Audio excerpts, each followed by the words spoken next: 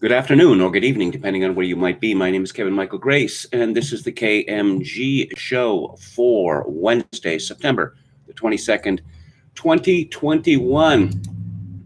Invasion USA. That's what we're going to start with today. Incredible scenes at the U.S.-Mexican border. Joe Biden becomes president and decides that, well, it's as good a time as any to abolish America once and for all. And this first story is from Libby Emmons at the Post-Millennial.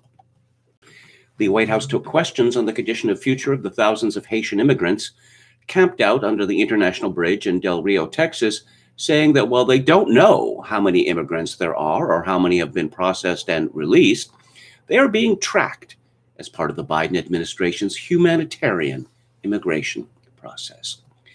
Peter Doocy of Fox News asked how many Haitian immigrants had been returned to Haiti or their country of origin and how many had been released into the U.S. This is a question that many White House correspondents wanted answered. Basic but very important question, Doocy said. You're telling us that the DHS chief has the most recent numbers about how many of these Haitians under the bridge have been sent back and how many of them have been released into the U.S.? The DHS chief is telling us they doesn't know, so who else can we ask? You can certainly ask the Department of Homeland Security. White House Press Secretary Jen, not Jennifer, but Jen Psaki replied. I am confident, Peter. I'm confident he wanted to have the most up-to-date numbers, and we will venture to get you those. I promised you this afternoon. Is this an issue of not knowing, Doocy pressed? Or is this an issue of a lot more people are being released into the U.S. than are being sent out? That is certainly not the issue, Psaki said. First, I think it's important to reiterate, or repeat, as others might say, what I conveyed earlier about what the actual process is. Individuals are expelled under Title 42. If they can't be expelled under Title 42, they are put into a removal process. If they're put into a removal process, they're either transported to an ICE facility or released with a legal document. That legal document includes fingerprints, photos, phone numbers, and addresses, the United States, and a background check. That's the process that transpires. That's a part of our immigration process, regardless of where you're coming from. You see how she's got a hold of this word process like a terrier with a bone. She is hanging on to it for dear life. You are using Title 42 to defend this administration's immigration policies. That is a Trump-era regulation, Doocy said. You guys came in saying that the Trump-era immigration policy was very inhumane. Title 42 is not an immigration policy, Psaki said. It is a health authority because we're in the middle of a pandemic. The Trump administration approach to immigration was inhumane and was immoral. That's why we need to put up a new policy in place, and we need Congress to pass that policy.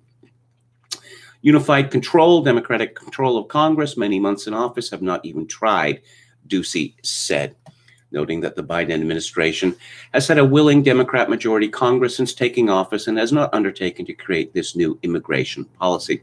That's not actually true, Psaki contradicted. There's been, Peter, just to be factual here, there's been a bill proposed first day in office, etc., etc. Humane. Invite the whole world. I mean, why not? Haiti is the most criminal and corrupt country in the Western Hemisphere, so obviously one would want as many of those people into one's country as possible. This is from Ross Ibbotson and Gina Martinez at the Daily Mail. Texas Governor Greg Abbott has been forced to use unprecedented methods to prevent more Haitian migrants from entering the U.S. by creating a steel barrier of hundreds of vehicles at the border. Abbott visited the U.S.-Mexican border Tuesday and praised DPS and the Texas National Guard for creating the barrier by using hundreds of state-owned vehicles, almost all of which appear to be bulky SUVs. The vehicles are lined up outside Del Rio, Texas, which has seen an influx of 14,600 migrants who crossed the Rio Grande from Mexico into the U.S. An estimated 8,600 remained in the town of 35,000 people as of Tuesday night, with 1,083 so far deported back to Haiti. Thousands of Haitian migrants have already been freed into the U.S. on a very, very large scale, rather than being flown out on deportation flights, as the Biden administration promised, according to officials. It's estimated as many as 5,000 migrants have been allowed in. They have created a steel barrier preventing people from being able to cross the border, Abbott said Tuesday. So it turns out that these migrants are not actually coming directly from Haiti. They're coming from Central or South America. And the question is, how do they afford to travel thousands of miles? Well, I think we know how. They borrow money from gangsters. So when they arrive in the United States and will not be deported, because that would be inhumane, they become the indentured servants of Haitian gangsters. Again, one can't get too many of such people in one's country. This is from Neil Monroe at Breitbart. Pro-amnesty Democrats and their pro-migration corporate allies are exploiting the media uproar over horse-mounted officers at the border to demand even easier migration into the U.S. economy. We've seen all these horrible images coming from our southern border, images of Haitian migrants being hit with whips and other forms of physical violence. It's completely unacceptable, Senate Majority Leader Chuck Schumer said in a September 21st floor speech, just one day after he insisted that employers need more migrants. Yes, see, the problem was under Trump, working class wages in America were actually rising. And that's a bad thing because it means that the 1% is going to have tinier, smaller loss of profits, and we can't have that because the 1% deserves all the money it can squeeze out of everyone else.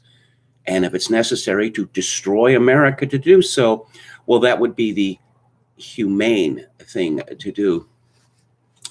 These images turn your stomach, Schumer said. It must be stopped, this kind of violence, just before demanding the anti-epidemic 2020 Title 42 border rules be lifted to let migrants enter the United States. Yes, this is the greatest pandemic in a century, and it's a threat to everyone. But let's just let in all these people from Haiti and from Afghanistan, without testing them, because that would be the humane thing to do. Schumer said, so I urge President Biden and Secretary Alejandro Mayorkas to immediately put a stop to these expulsions, to end this Title 42 policy at our southern border. We cannot continue these hateful and xenophobic Trump policies that disregard our refugee laws. We must allow asylum seekers to present their claims at our ports of entry and be afforded due process in the United States. The horrible treatment of these innocent people who have come to the border must stop immediately. That's absolute rubbish. It's been established refugee policy for decades that people who are supposedly in fear of their lives file for asylum in the first safe country they reach. They don't go country shopping and end up in the United States because there are more Gibbs there if they are truly worried for their lives. Many of the Haitian migrants have trekked up from the Darien Gap jungle in Panama, where many migrants are killed or raped by bandits. In 2021, almost 1 million migrants have been turned away at the border by the Title 42 rules established by President Trump in 2020. Without the rule, Biden's deputies would have likely allowed them into the United States, where they would have pressured down wages, pushed up rent, and crowded the K-12 schools needed by the children of blue-collar Americans. Nevertheless, Biden's deputies are expected to allow roughly 2 million migrants, including many of the Haitian border crossers, into the United States in 2021. The inflow will deliver 1 migrant for every 2 Americans born during the year. The videos are deeply troubling, including the inappropriate use of what appears to be whips by Border Patrol officers on horseback to intimidate migrants. Nancy Pelosi said any acts of aggression or violence cannot be tolerated and must be investigated. And the many, many acts of violence, up to including rape and murder, that will be perpetrated by Haitian migrants in the United States against Americans, well, let's not make a fuss about that because that would be inhumane.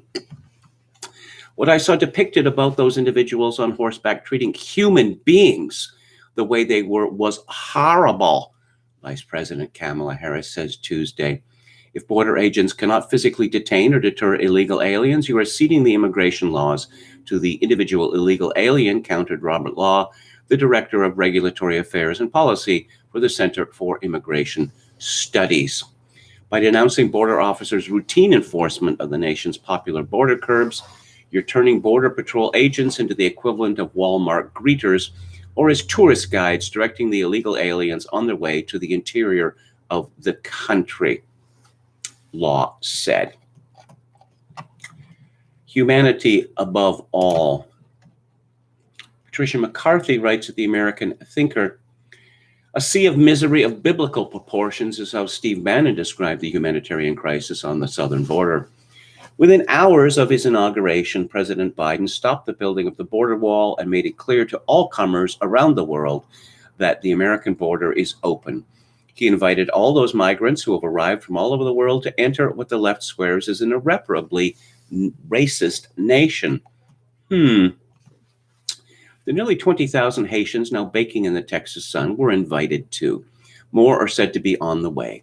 Babies are being born in what is a nightmare of Bidenville's, America's own refugee camps, with all the filth and hunger that implies. Most of these stranded there paid the cartels thousands of dollars to get here. The women and girls are routinely sexually abused on the journey and in the camps. Over 1 million people, 200,000 per month, have entered the U.S. since Biden took office. Who knows how many escaped notice? The gotaways. As a press secretary, Jennifer, it says here. Jennifer Psaki confirmed these migrants are not tested for COVID, nor are they required to be vaxxed. The American citizens of Del Rio, the Texas town under siege, are quarantined if they test positive, but the illegal aliens are free to spread out into the interior of the country at taxpayer expense. The same goes for the soon-to-be hundreds of thousands of Afghan refugees who are being brought here unvetted, unvaxxed, un-COVID tested. They are bringing diseases long ago eradicated in the United States. There are hardly words to adequately describe the damage done to America since Biden took office, both here and among our soon-to-be former allies. It sure seems as though he is doing China's bidding. He gave up Bagram Airfield, one of the largest and most important for U.S. security, and left $90 billion worth of high-tech weaponry to the Taliban, thus creating the biggest and best-armed terrorist state on the planet. He may well have committed treason with those ill-conceived moves, as well as by opening the border. What does Blinken care about if the Taliban government will be inclusive and diverse? It seems as though every member of this administration is both malevolent and incompetent, a lethal combination of character traits. Biden, Harris, Blinken, Sullivan, Mayorkas et al. Are all mediocrities who have no business running anything, let alone the U.S. Between the disastrous withdrawal from Afghanistan and the Mogadishu on the border, they all have much blood on their hands. And having promoted the Camp of the Saints invasion on the southern border and the complete takeover it by the drug cartels, they are responsible, too, for the flood of Chinese-made fentanyl that is killing millions of Americans and the horrific abuse suffered by those girls and women who embark on the journey. Again, these people are truly malevolent and incompetent. They do not care about the lives they are destroying, those who have come hoping for permanent residence in the U.S. and those whose towns and cities are being overrun by migrants determined to stay no matter what crimes they may feel entitled to commit. And here our author quotes Euripides, Orestes, when one with honeyed words but evil mind persuades the mob, great woes befall the state. Well, yes, it is very clear, the message that Biden and his administration are saying to old stock or white Americans, if you will, we will destroy you. This is not your country anymore. You're going to have to learn to suffer, and then you're going to have to learn to suffer some more because we simply don't like you. Steve Saylor has a piece in Tacky's magazine, Coming to America today. The sudden crossing of the Rio Grande at Del Rio, Texas by 15,000 Haitians is a reminder that the most prophetic novel of the last half century was the late Jean Raspail's 1973 book, The Camp of the Saints, about 1 million third worlders landing on the beaches of France and whites being unable to summon the will to be so racist as to turn them away. Do American leaders still believe that they have the moral right to protect the territory of the American people by force? Or will we unilaterally disarm in this scramble for America? Few recent incidents better sum up the elite's lack of spine than this Reuters headline Monday evening. Quote, White House condemns border guard use of whip-like cord against Haitian migrants. Of course, the bridle reins held by the mounted patrolmen weren't actually a whip, as the press initially reported, but still they were whip-like. The media meltdown over the Border Patrol agents rotating their reins to keep the mob from under their hooves ranks up there with Jussie Smollett and the Covington kids smirking at the tribal elder for pure idiocy. But it's also indicative of a massively dangerous ideological trend for the security of the United States. The Washington Post made its top center headline Monday, Homeland Security officials will investigate after images show agents on horseback grabbing migrants, Mayorkas says. How dare law enforcement try to grab migrants? Don't they know migrants are who we are, except that they are also better than us? And the outmoded concept of law enforcement needs a thinking. What with the racial reckoning, as the Post explained. Nor is it impossible to ignore the historical echoes suggested by a white officer of the law apprehending a fleeing black man. Chris Cuomo said on CNN, we are really in the throes in this country of figuring out who we are and what we are about. I would love to see several dozen Haitians camped out on Chris Cuomo's compound.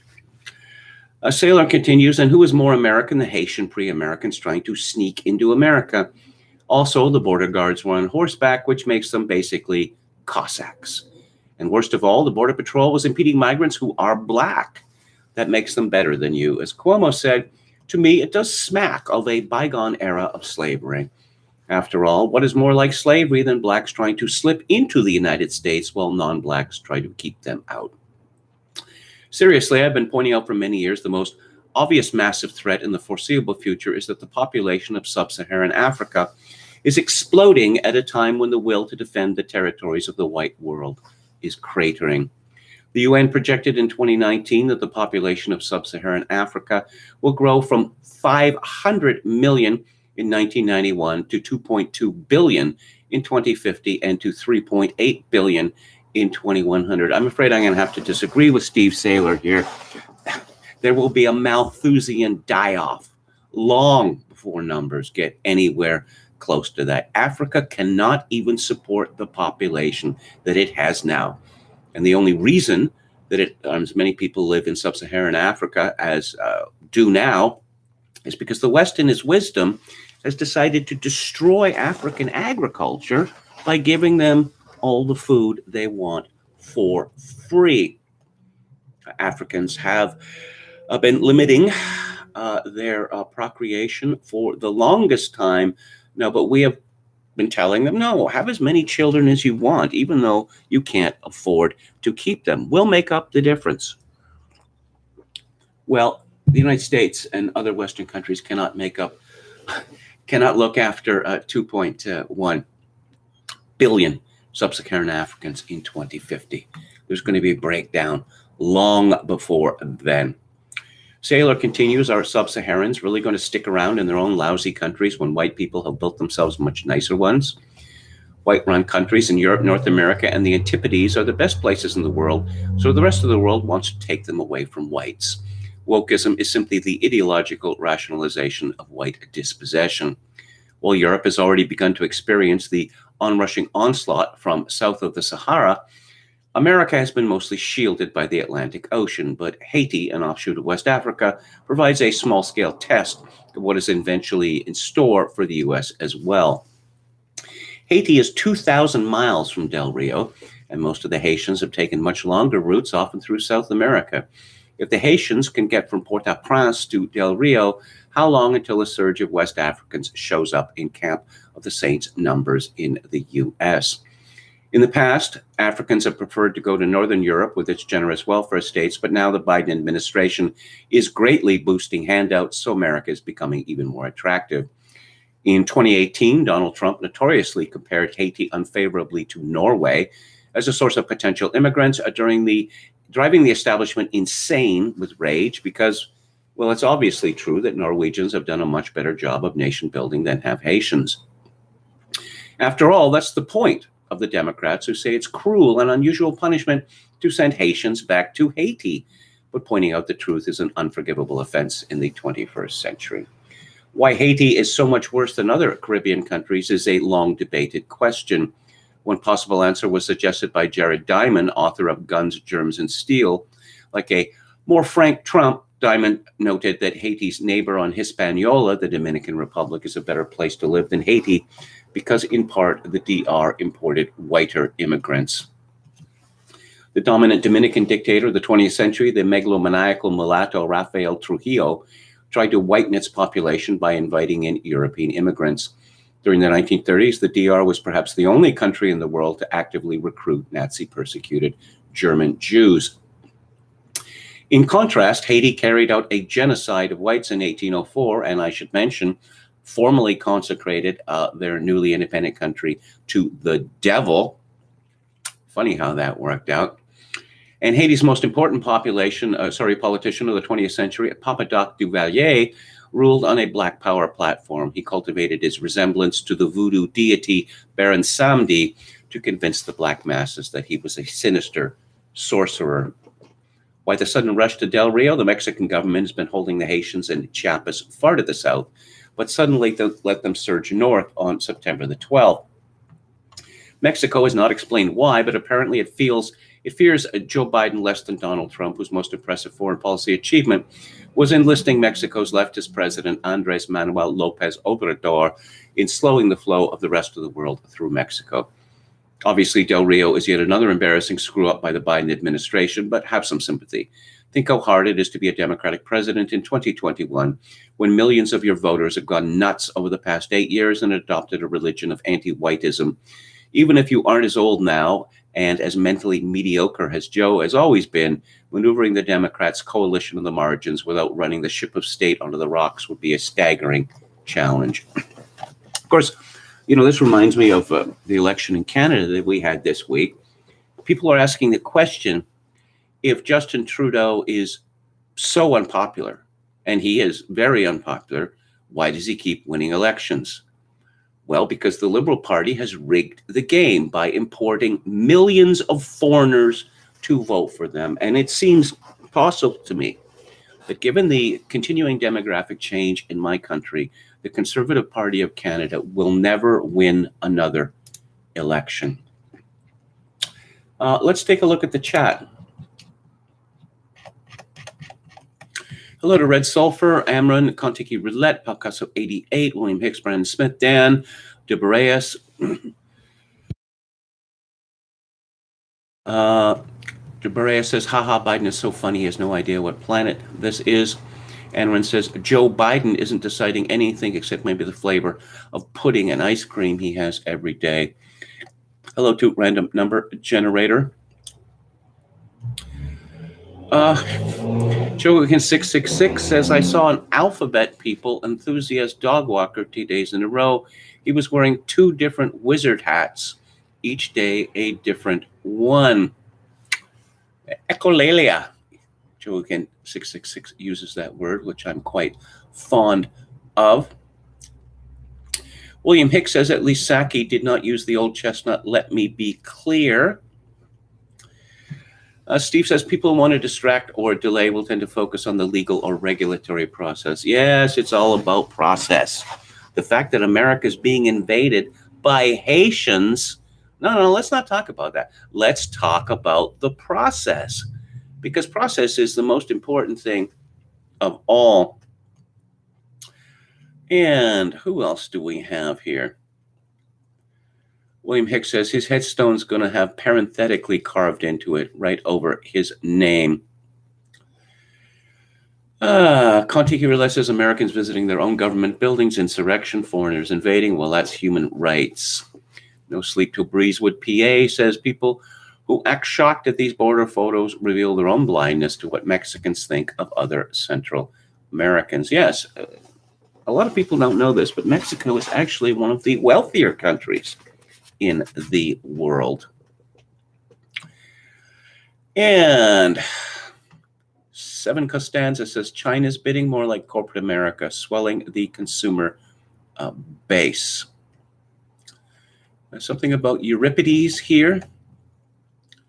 Euripides. Okay, yeah, I figured someone was going to make a joke about the name, and there it is from Joe Ken 666.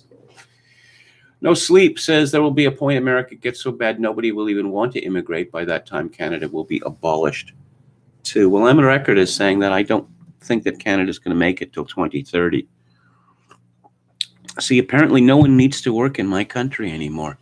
The government can simply borrow money as much as it needs to give to people. And oh, by the way, we're going to have this green energy economy. How exactly that is going to be brought about is something that, strangely enough, no one talks about. Or the fact that two parallel economies would have to be run, two different industrial systems, the old messy oil gas economy until this putative green revolution economy was ready to go. And there is no evidence that this green economy is scalable. DeBarea says 61% of American women voted Biden. One-Eyed Moon said, and did those feet in ancient time walk upon England's mountains green? Gotta learn Creole, says Red Devil's Advocates. DeBrea says, I beg to differ, KMG is the usual suspect. Canadian women probably voted back in your Princess Rock Star. Well, I mean, Trudeau, he only got what? His party only got what? 31% of the vote? That's less than 1 in 3 voters. I know we have a lot of parties, but even so. Hello to Chad Chadson, our valiant moderator. Thank you for your service. And, well, yes, there's a lot of schadenfreude going on, I suppose, at Steve Saylor's site. There's also a fascinating article there from the New York Times, Architecture That Makes the Case for Discomfort. An architect a Swiss architect called Olgiati, who is perhaps the most frighteningly shocking, ugly things that I've ever seen in my life. Letters from the editor, Architecture and Design That Makes the Case for Discomfort. There are some visionaries who, in their refusal to follow the rules of convention, advance their fields and make us reconsider what we think we know. This is by Hannah Yanagihara. Should a building, even your home, be comfortable? Shayla responds, yes. Next question, please. And just bunkers. A basement above ground with a little hole cut out at the right bottom. And the saddest excuse for a support that I have ever seen. Oh, let's see, an architect who's known for aesthetic purity and counts Kanye West as a client. Well, Kanye West is crazy, but I suppose that's something of an endorsement. And here's a school in the Swiss Alps, which is a monstrous concrete block. It looks, I'm quite pleased with this, actually. Years ago, I dubbed these Cronenberg buildings after the Canadian filmmaker David Cronenberg, as in only evil people would work in a building like that. And here's my favorite bit. The school at Paspels, completed in 1998, is a bunker-like structure intended for primary school students. Built into a steep hillside in rural Switzerland, the 3-story pale concrete exterior is rigidly rectangular, punctuated only by a few elongated, symmetrical, frameless window openings. Instead, the 4 larchwood-lined classrooms are set about 4 degrees off kilter from each other. Moving through the building, you sense the slight distortion, as though the structure itself were in motion. Saylor comments, after all, who hasn't wanted to torment children by forcing them to spend much of their childhood in an off-kilter bunker? I'm sure you've noticed this in the last 15 years or so. Increasing number of buildings are now cleverly constructed, when you're on the street level next to them, as if they appear that they're going to fall on your head and crush you to death. I've even seen that FBI agent who was having the affair and exchanging these catty emails about Trump. I saw the church where he was educated, and it looks, there's this structure above the altar that lights suspended from the ceiling, and it looks absolutely terrifying, like they're going to snap again and crush you. But no, the very best part. But inside, up a 110-foot set of concrete stairs, there's no railing. Because why would you want a railing? It spoils the line.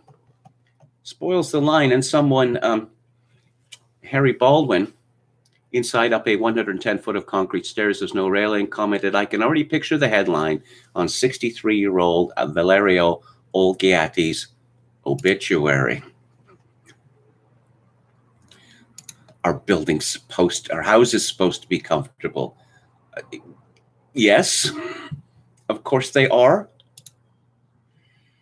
The funny story happened in New York City a few days ago. A restaurant was invaded by Texans, and these were Texan women. Let's say they were rather spirited. Now, there was something salient about the appearance of these women, which was not mentioned, because why would that be relevant? That these three women who beat up an Asian server were black. How could that possibly be relevant? Gregory Hood writes on UNS, "Conservatives and libertarians worry that the government will impose universal vaccine mandates. The government is forcing mandates on some American citizens, but whatever the law says, blacks may enjoy exemptions. Sometimes it's just too much trouble to make them follow rules." The media recently reported that Texans attacked a hostess at a New York City restaurant called Carmine's. There was sympathy for the hostess and ridicule for Texans. Texans. Many stories. The stories were all about Texans, not black women, so many people bashed Texans. Oh, and here is a person with, yes, the pants which have fallen halfway down the legs, because, of course, you want to look like an idiot in public, and you want to be constantly worried about tripping over your own pants. I didn't know that anyone still did that anymore. I've seen a few recent examples in my own city, actually. And Hood comments, "It's been clear from the start that the story was about three black women. There might have been a little less Texas bashing. Black Lives Matter Greater New York protested at the restaurant. A spokesman said, quote, I believe that this New York City vaccine passport will be used to keep black people out of spaces. And if we don't stop it now, then the police will use it as an excuse to harass and arrest our people. The New York Times reported in August that less than a third of black New York City residents are fully vaccinated, a rate lower than any other group. In the Washington Post, Philip Bump said many blacks aren't vaccinated, but the Republicans who point this out lack intellectual rigor because they are blaming a historically disadvantaged group as the real problem. But BLM went further. The demonstrators said the restaurant is fascist and called the hostess a racist. They claim she said the N-word, yes, of course she did, and called one of the women a monkey. Well, you know my feelings on vaccines, or the Pfizer vaccine, and vaccine mandates, and I've been pointing out for months that we know for a fact that black people are less likely than any other group to get vaccinated, but the media has decided to jump on white people and rednecks and Southerners and Republicans, and they have gotten away with it, even though the same sources will say, you know, black people aren't getting vaccinated. Here's why that's a problem, or not, perhaps, or why it's perfectly understandable. And Hood concludes, we all get that. Oh, yes. Carmine's is lucky the hostess was Asian. If a white woman had tried to enforce the rules, media would surely have made her out to be a Karen. Lawyer Justin Moore said the restaurant is in the wrong anyway. It was due to a poorly trained staff member at Carmine's who doesn't know how to deal with women of color, he said. Does that mean it takes special training to deal with women of color? We all get that kind of training. Americans quietly understand that it's not worth dealing with women of color if you can help it. It's better to ignore the rules than try to enforce them and find yourself punched in the face in the middle of a racial scandal. Mess with Texas all you like, but if you value your job, don't mess with blacks. This is from Aaron Hershey at American Thinker. After years of pretending the Chinese Communist Party was immune to market forces, there's a serious possibility of a Chinese Lehman Brothers moment, a major financial bankruptcy, potentially triggering a cascade of defaults, creating an economic hard landing. If giant real estate developer Evergrande does default on its $300 billion debt, then there is a real possibility of China experiencing its first real recession in over 30 years. This dangerous possibility is happening just 1 year after the CCP's mismanagement caused a worldwide pandemic and will likely further degrade the CCP's political standing. So what options are available to the CCP and how will this impact Xi Jinping's ambitions? A realistic assessment requires an understanding of both the CCP's current standing and motivation, as well as an evaluation of how previous economic disasters have impacted totalitarian states. Despite some projections, a single major economic setback is unlikely to dislodge the CCP from power. Crisis events in Venezuela, Cuba, Iran, and even Maoist China demonstrate dictatorships are very resilient to being overthrown from within. The next consideration is the acknowledgement that the motivation of the CCP is not wealth and prosperity for China, but the continued acquisition of wealth and power for the party itself. When one accepts that the CCP uses China like it uses everything else as a tool for power, then one will understand how the CCP will likely react in the wake of a major economic shock. Since Deng Xiaoping's era, the CCP became more flexible in both ideology and management as a means to strengthen its control, not to liberalize the country. True liberalization would benefit China, but at the cost of the CCP's power, which is an intolerable concept to the party's inner circle. So what will likely happen in China if Evergrande triggers a default cascade resulting in a 2008-style crisis? The CCP already gave some indications before the Evergrande revelations. First, President Xi announced new restrictions for private tutoring in the name of wealth distribution, which is a fancy way of justifying a state power grab of the private education industry. Next, Xi decried the excess profits and rogue behavior of China's technology and IT sectors. He then instituted more state controls under the guise of creating more social equity. Xi then focused on more control over social activities such as playing video games or dictating social portrayals in media. These actions are all efforts to re-centralize more state control over key sectors that could threaten the CCP's grip on China. But why now?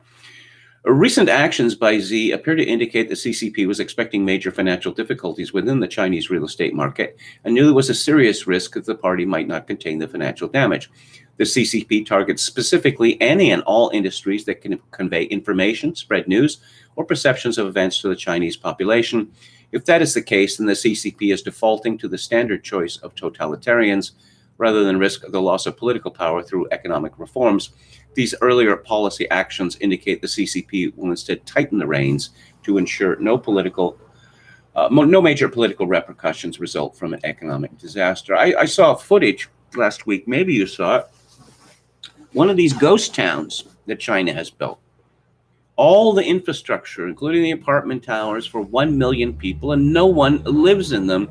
And so last week they destroyed one of them. That is Keynesianism with a vengeance. More weirdness from the Biden administration. I have to say this genuinely surprised me. This is from Hannah Nightingale at Post Millennial. Following the announcement of the AU-KUS partnership between the US, UK, and Australia, the United States has declared that Australia is its closest and most reliable ally, leaving Canada, historically its closest ally, both figuratively and literally, out of the conversation. Following President Biden's address to the UN General Assembly, he sat down with Prime Minister Scott Morrison in their first one-on-one meeting, according to the Sydney Morning Herald. The United States is no closer or more reliable ally than Australia. Our nations have been together for a long time, Biden said. The US and Australia are working in lockstep on the challenges that I laid out today. And in my speech to the UN, ending COVID, addressing the climate crisis, defending democracy, and shaping the rules of the road for the 21st century. Because I mean what I said. We are at an inflection point. What does that mean, inflection point? It means that this is a very serious man talking about very serious things. Things are changing, really changing. Well, it'd be a rare moment in history when things are changing. We can grasp the change and deal with it or be left behind, all of us, Biden added. The comment fails to regard that Canada has historically been America's closest ally, brought about in part by the two countries' shared border, the longest in the world. You know, it's possible, it seems to me, that Biden, at his advanced age, the deterioration of his wit, no longer understands that Canada is an independent country. When I lived in the United States, I got the impression that an awful lot of Americans secretly believed that Canada was actually a part of America, a part they didn't know too well, you know, like Appalachia. And let's move on. We'll continue with Australia, which has gone stark staring mad. This is Paul Joseph Watson at Summit News. Orange vest construction workers marched for a third day in Melbourne against mandatory vaccination rules, with one video showing a protester bleeding profusely after police cracked his skull. After authorities shut down the construction industry in Melbourne for 2 weeks in an effort to force workers to get vaccinated, anger only escalated, with the orange vest seen engaged in numerous clashes with police. The demonstrations continued for a third day, with numerous clips illustrating how irate the mandatory vaccine rule has made the workers, as well as the brutality of the police response. Police arrested a mother merely for carrying a protest sign while her crying child clung on to her. Riot cops threw another woman to the ground. They like beating up on old ladies, it seems. Another video purports to show police sending in agents provocateurs to stir up unoptical violence. I would not be surprised in the slightest. One protester carried a sign saying Andrews is the virus, in reference to Dan Andrews, the Premier of Victoria. Another demonstrator asserted that the construction workers will never comply with communism. Journalists who have amplified the government's lockdown narrative for over a year aren't being treated with much respect. Oh, that's a terrible, terrible shame. One of the protesters' favorite chants is every day as they vow to continue their resistance. As we document in the video below, the uprising has the hallmarks of the yellow vest revolt in France, given the demographic of the protesters and their distinctive clothing. Well, you know, as Alex Berenson said last week, the beatings will continue until morale improves, until COVID has been removed from the earth. It's never going to happen, but never mind that. This is from Sundance at the Last Refuge. The New Zealand Ministry of COVID Compliance has been attempting to stop COVID-19 for almost 2 years. On August the 17th, the extreme far-left New Zealand Prime Minister, Jacinda Ardern, announced a level 4 emergency shutdown. Auckland, New Zealand, was placed in a level 4 lockdown, meaning all restaurants are shut down even for takeout, and people within the zone are to remain in strict isolation bubbles and quarantine confinement. Enforcement of the quarantine bubbles are carried out by police and military units. Police checkpoints keep citizens from traveling into or out of the quarantine perimeter of Auckland. After an extensive sting operation and police chase, law enforcement announced today they successfully arrested 3 men who were attempting to gain re-entry into Auckland with a significant amount of contraband Kentucky Fried Chicken, 10 tubs of coleslaw, and a large amount of illegal French fries. As a result of the COVID-19 Public Health Response Act, can result in imprisonment for up to 6 months or a fine of up to $4,000, The Guardian reported. In such an environment, fast food can take on the aura of a high-value illicit substance. Last week, a man was charged by police after posting a social media video of crossing the Auckland boundary in search of McDonald's. The vehicle was searched and police located the large amount of takeaways. Close examination of the police evidence photos revealed at least 3 buckets of chicken, up to 10 tubs of coleslaw, and an undisclosed quantity of fries. Well, one laughs lest one weep. And here is a piece from J.B. Shirk at American Thinker.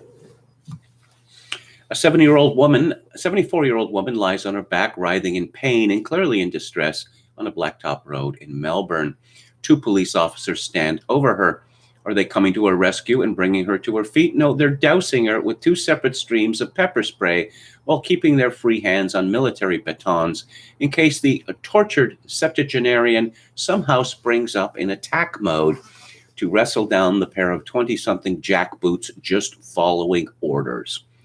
The woman had been participating in a freedom march against Australia's COVID's 1984 insanity, but the government proved that grandma was no match for the goon squad brute force. Forget chivalry and common sense. If senior citizens refuse to believe that a respiratory illness might kill them, well then, by golly, the authorities will just have to spray them with so much poison that they can't breathe. That'll show them. Chalk this incident up to yet another one of the countless examples of the globe's ruling faction losing control over its precious narrative. You can't scare school children into wearing face masks for the next 10 years in order to save Granny while getting caught clubbing and macing Granny in the street. Oh, but they will try. That contradiction just won't do. Again, they'll try. Yet contradictions abound and normal people are opening their eyes long enough to notice. That's no good for the powers that be. In describing how to create a commercially successful product, industrial designer Raymond Loewy argued that familiarity must be balanced against novelty in order to appeal psychologically to the greatest number of consumers. Should a new version of an old product become too futuristic or fanciful, too many people will refuse to adapt. His Maya principle, selling the most advanced yet acceptable widget on the market, is the golden rule behind every new iteration of most companies' product lines today. In the free world, or so-called free world, Western governments have adopted a similar Maya principle, most authoritarian yet acceptable, to slowly assimilate their populations into living with fewer freedoms under more expansive government powers. Giant administrative states filled with unelected bureaucrats who exert enormous control over the minutiae of each individual's life have slowly grown one tiny regulatory rule at a time until the majority of citizens learn to accept the existence of intrusive government agencies as perfectly normal. This frog in the pot of boiling water approach to implementing rule by elite socialism has worked remarkably well for the last century. 1 decade, free speech and gun ownership and anti-government slogans are considered part of every red-blooded American's birthright. A few decades later, after the slow but steady chipping away of constitutional protections, entire generations of self-described progressives argue that progress requires censorship, gun control, and obedience to government authority, swapping freedom with servitude, one dictate at a time. It's the Maya way. What on today is radically different. The whole yet acceptable hook for tricking the people into compliance has been tossed out the window for smash-mouth, do it our way or suffer governance. The end result is that people are finally refusing to adapt to the government's new rules. Why should Americans be punished for choosing to remain unvaccinated when the federal government is actively transporting unvaccinated illegal aliens for resettlement around the country? Why should ordinary Americans have their jobs threatened for not complying with the White House vaccination demands, while U.S. congressional staffers and the UN's global elite remain exempt? Why must 2-year-old toddlers be abused by mask requirements when celebrities party live on television mask-free? Why should any thinking person put stock in mandatory social distancing rules when the former commissioner of the Food and Drug Administration admits that nobody has a clue why federal health authorities began insisting on 6 feet of separation in the first place? Why should anybody trust the government's record-keeping of COVID cases and deaths when it has been discovered that even incidents of murder-suicide have been fraudulently included in those numbers? Why should school children be forced to become test subjects for the pharmaceutical industry's experimental faux vaccines when school teachers are being are balking at being treated as test subjects themselves. Why would any American trust the politicized science being peddled by the flip-flopping Dr. Fauci when reputable colleagues in his own field accuse him publicly of flagrantly betraying the impartiality of rigid scientific research by engaging in campaigns of intimidation against those who have refused to toe the line of state-sponsored medical propaganda? Well, those are all good questions.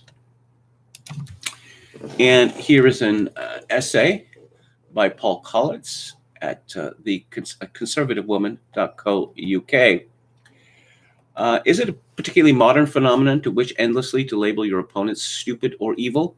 Or was it ever thus, a persistent human trait to indulge in ad hominem arguments? I always believe that when you are called a conspiracy theorist, well, you have won the battle. The argument is, in effect, over. In the age of the vaccine rollout, with apologies to both Arthur Conan Doyle and Mark Haddon, we now seem to have here a curious incident of the pro-vaxxer who never stopped barking, night and day. There are a number of pro-vax tribes. Many have bully pulpits. There are the ersatz libertarians who endlessly and tediously seek to justify their weak understanding of liberty and their abominable efforts to defend their belief that vaccine passports are not infringements of liberty.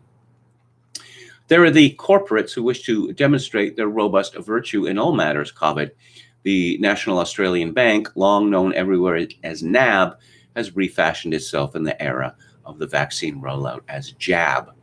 There are those, like Bill Gates and Rupert Murdoch, who grew up with eugenicist parents and who seem to have retained some of their upbringing. There are public health officials who repeatedly tell vaccine porkies to camera. But this fellow, Paul Collins, he asks some very good questions himself. Why shouldn't the pro-vaxxers be the cohort that requires explaining, especially given that the vaccines are not vaccines as traditionally understood, are unapproved for anything but emergency use at a time when there isn't any emergency, can kill or otherwise harm you, use the remnants of aborted babies, and do not actually prevent acquiring the virus, transmitting it, or indeed getting sick and even dying from it? Analyze that. Yes, why aren't these people staying home? Collins asked. Why shouldn't we make the afraid bear the burden of COVID management? In other words, suggest to the fearful that they stay home, stay away from pubs, theaters, and the footy, stop seeing their unvaccinated families and friends, wear masks, keep their distance from others, and get the double jab. They're the ones with the perceived problem, after all. Now, there is a topic for a PhD thesis in moral philosophy. Why should the non-vaccinated even be a category? And why should they be deemed the ones with the moral obligation here? And there's a long essay in American Greatness by Dan Galernter called Vaccine Collaborators, in which he compares Americans in 2020 to the population of Paris in France in 1945. In New York City, after months of people gradually learning to behave normally again, there's now a renewed emphasis on wearing masks everywhere. 1 month ago, virtually no one wore a mask on the street. Now almost half the people I see outdoors in some parts of town are wearing them. Stores in which people happily shopped maskless for months are requiring masks again. I spoke to someone who didn't have a mask but was finally admitted to the West Side Market after tying a plastic shopping bag around her lower face. Very safe. To go to the Met, unless you're Alexandria Ocasio-Cortez, you need proof of vaccination and must still wear a mask the entire time you're there. Bill de Blasio, whose real name is Warren Wilhelm Jr., has decreed that every gym and restaurant in the city must verify vaccination papers, which they're calling the key to NYC, before they grant admission. Some of us refuse to comply. Galernter comments, I will not wear a mask anywhere and have no intention of sharing personal medical information so I can go to a museum or restaurant. Some restaurants are finding creative ways to get around the mandate. I won't describe these messes, so I don't want to make it easier for Wilhelm to crack down on them. It is possible in New York to find many people who will not be bullied by the government into getting vaccine they don't want, even though the government will pay them $100 to do it. But most people will wear a mask when they're told, even if they know it's pointless. Most people will get the vaccine, even if they're not persuaded it's good for them, rather than be ostracized by society. Doctors will record video messages about how they can't wait to get their young children vaccinated, even when they know they don't know what the ramifications are. Galinter concludes, wearing a mask outdoors is not utterly pointless. It has no health value whatsoever, except for the negative effects of constantly rebreathing what your body has expelled. But it is a gesture of compliance. It is a statement that no matter what somebody else may be doing, you at least are no troublemaker. You intend to follow the rules. You will even help the government enforce the rules on other people. You're a good citizen. You are a collaborator. This is a very disturbing story, perhaps a harbinger of many more like it to come, from ABC Channel 13 KTNV in Las Vegas. COVID misinformation and disinformation has become the target of Clark County commissioners as the pandemic continues to impact Southern Nevada. The commission heard a resolution during Tuesday's meeting that would declare health misinformation a public health crisis. The resolution doesn't define what misinformation means. Yes, of course it doesn't, but would dedicate the commission to fighting and limiting the spread of misinformation. The resolution passed, and it was drafted by commissioners who said the pandemic has had a great impact on the health, safety, and economy of Southern Nevada, as close to 400,000 people have been infected and over 6,600 people have died due to the virus as of September 1st. An awful lot of people live in Southern Nevada, and how many months are we looking at here? This is February, March, April, May, June, July, August, September. Well, that's 8 plus 12, that's 20 months. So 6,600 people have died in 20 months. That's not very many people per month, is it? No, it isn't. The resolution doesn't have the same effect as an ordinance, as it's not legally binding, but it could clear the way for commissioners to take more concrete actions in later meetings. Tuesday's agenda can be seen here, along with the resolution about misinformation here. Yes, we're not only just going to, force you to take mRNA. We're not only going to force you to do that and to take it twice, maybe more to come. We are going to declare that we own the truth, and people who disagree with us about this are in big trouble. An article from Canada here, Post Media News. Bosses at CBC's Calgary newsroom issued a mea culpa over a problematic article filed by one of their reporters. According to Blacklock's reporter, the report entitled Lethbridge MP Under Fire for Spreading Misinformation About COVID Deaths in Alberta, based on conservative Lethbridge MP Rachel Harder's sharing of a Toronto Sun column on Facebook, was flawed and didn't live up to the CBC standards of good journalism, according to both Calgary's news director and the corporation's ombudsman. There were violations of policy, and I hope fervently that programmers will learn from their mistakes here, said Ombudsman Jack Nagler. This piece fell short of what we deem acceptable, said CBC Calgary News Director Helen Henderson. Let me reiterate, or again, repeat, as others might say, that I regret we did not live up to our and our audience's expectation of CBC News. Labby's snark-filled article, published November 25th, 2020, is based on angry social media comments aimed at Harder after she shared on November 17, 2020, Toronto Sun column by Anthony Fury on Facebook, which correctly stated that most COVID deaths occurred in those with comorbidities, such as diabetes, cancer, hypertension, or dementia. Fury's article conceded the CBC was truthful and supported by data from sources including Alberta Health Services and Statistics Canada. Questions posed to Harder by Labby via email included such queries as, do you believe people with underlying pre-existing medical conditions are less valued? Do you think less of these people because they have pre-existing conditions? Yeah, well, you see, this is what happened. Harder explained what the truth was about this, and hysteria ensued because, well, that's not relevant. Well, if something like 91% of people in Alberta are dying because they have comorbidities and not especially from COVID-19 itself, well, that gives you a rather particular insight into the pandemic. Does it not? It does to me. Yes, here's the original story from November 17th of 2020. 10.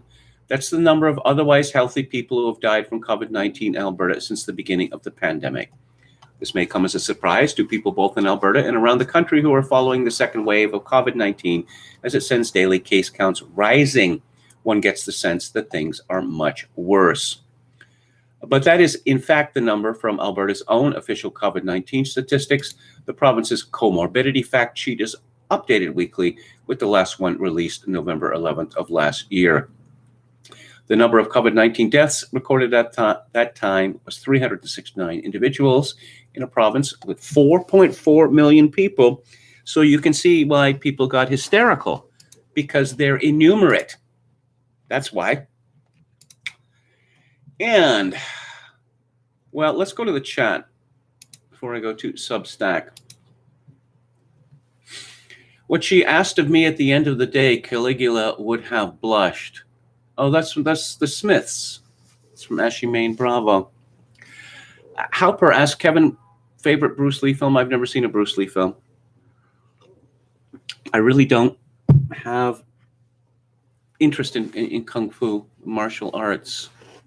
Although I remember when I was a kid, that show, The Green Lantern, I lived in a part of suburban Vancouver that didn't get cable. So for several weeks, all the boys at school were just talking animatedly with great excitement about how exciting Bruce Lee was. And I was just a social leper. It was unpleasant. Ashley Main Bravo says, as Joseph Tainter put out new material, they require prison guards to be vaccinated, yet inmates can choose, LOL, says De Boreas. Emmett Kelly's Earth says, China's blowing up buildings sounds like Schumpeterian creative destruction rather than Keynesian, we're all dead in the long run, or not. Mr. Chuck LeBuck Norris says, grown men won't share an elevator with me, even with a mask out here in Ottawa. This is truly the age of hoax and absurdity, says Chokokin 666. Emma Nimpton says, Sweden and Denmark dropping all restrictions in the next 4 weeks.